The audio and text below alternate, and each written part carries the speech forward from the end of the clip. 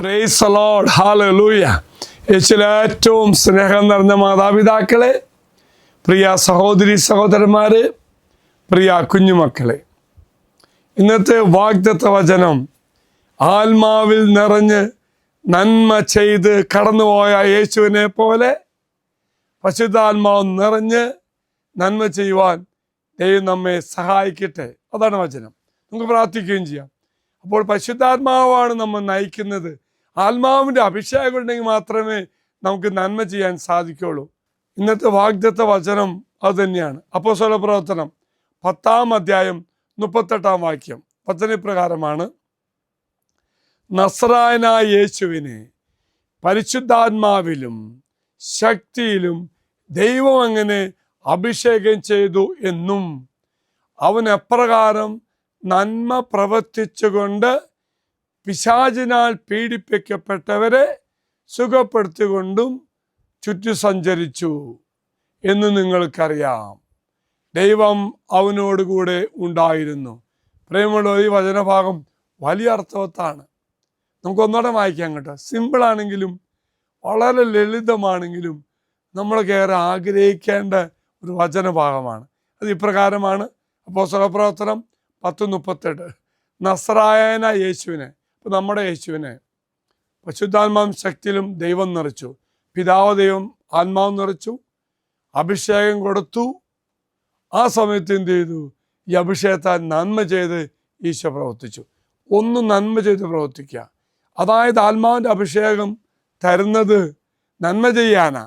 ഈശോ തരുന്നത് നന്മ ചെയ്യാനാ. ആ അഭിഷേകം സ്വീകരിച്ച് നന്മ ചെയ്ത് നമുക്ക് പോകാൻ സാധിക്കും. രണ്ടാമത്തെ ഭാഗം, പിശാചിനാൽ പീഡിപ്പിക്കപ്പെട്ടവരെ. അപ്പോൾ പിശാചും പൈശാചി പീഡന അനുഭവിക്കുന്ന മക്കളെല്ലാം കർത്താവ് ഫ്രീ ആക്കി, ഡെലിവറൻസ് കൊടുത്തു, വിടുതൽ വാങ്ങിച്ചു കൊടുത്തു. വീണ്ടും എല്ലാവരെയും സഹായിച്ച് രോഗങ്ങൾ സുഖപ്പെടുത്തി ചുറ്റി സഞ്ചരിച്ചു. ഇങ്ങനെ ചെയ്യാൻ സാധിച്ചത് എങ്ങനെയാണെന്നറിയാമോ? അതായത് ഈശോയ്ക്ക് പരിശുദ്ധാത്മാവിൻ്റെ അഭിഷേകം ഉണ്ടായിരുന്നു, പിതാവായ ദൈവം കൊടുത്ത അഭിഷേകം ഉണ്ടായിരുന്നു. എങ്കിൽ പ്രിയമുള്ളവരെ, നാമും പ്രാർത്ഥിക്കുമ്പോൾ യേശു അഭിഷേകം നമുക്ക് തരും കേട്ടോ. അങ്ങനെ അഭിഷേകം കിട്ടിക്കഴിയുമ്പോൾ യേശുവിനെ പോലെ നന്മ ചെയ്യുവാൻ, യേശുവിനെ പോലെ സൗഖ്യം കൊടുക്കാൻ, യേശുവിനെ പോലെ ബന്ധിച്ച് പ്രാർത്ഥിക്കാൻ നമുക്ക് സാധിക്കും. അപ്പോൾ ഈ പ്രത്യേക അഭിഷേകം ലഭിക്കാൻ വേണ്ടി നമുക്കിന്ന് പ്രാർത്ഥിക്കാം. പഴയ നിയമത്തിലൊക്കെ പ്രത്യേക ദൗത്യത്തിന് വേണ്ടിയാണ് ഈ അഭിഷേകം, തൈലാഭിഷേകം കിട്ടുന്നത്. പക്ഷെ പുതിയ നിയമമായപ്പോൾ അതെല്ലാവർക്കും കിട്ടി. അർത്ഥമാക്കുന്നത് നാം എല്ലാവരും യേശുവിനെ പോലെ നന്മ ചെയ്യണം, മറ്റുള്ള ചേർത്ത് വെക്കണം, മറ്റുള്ള സ്നേഹിക്കണം. എങ്കിൽ പ്രിയമുള്ളവർ, രണ്ട് കാര്യം. ഒരു കാര്യം, നിങ്ങൾ വചനം ഒന്ന് മറ്റു മക്കൾക്ക് പങ്കുവെക്കണം. ഇത് കേൾക്കുമ്പോൾ അവർ നന്മയെന്നറിയും, അവന് ശുശ്രൂഷയും, അവൻ നിന്നെ കർത്താവ് അനുഗ്രഹിക്കും.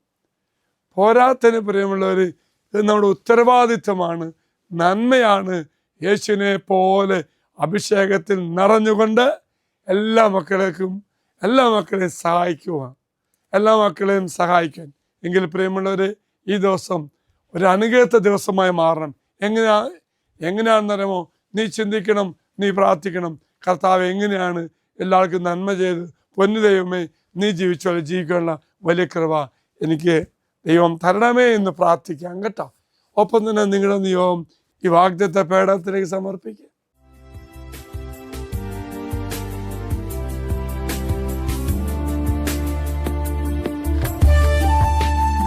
ഇത് നിങ്ങൾ സമർപ്പിച്ച നിങ്ങളുടെ എല്ലാ നിയോഗങ്ങളും അൾത്താരയിലേക്ക് അച്ഛൻ സമർപ്പിക്കുന്നു. ദൈവം നിങ്ങളെല്ലാവരും അനുഗ്രഹിക്കട്ടെന്ന് പ്രാർത്ഥിക്കുന്നു. മറക്കരുത്, നന്മ ചെയ്ത കർത്താവ്, ആ കർത്താവിനെ പോലെ നമുക്ക് നന്മ ചെയ്യുവാൻ ദൈവം കൃപ തരട്ടെ. നമ്മുടെ കർത്താവായ ശമിശാ കൃപയും പിതാവായ ദൈവത്തിൻ്റെ സ്നേഹവും പരിശുദ്ധാത്മാവിൻ്റെ സഹവാസം കൂടെ ഉണ്ടായിരിക്കട്ടെ, ഇപ്പോഴും എപ്പോഴും എന്നേക്കും. ആമീൻ. ഒരു നല്ല ദിവസം ആശംസിക്കുന്നു.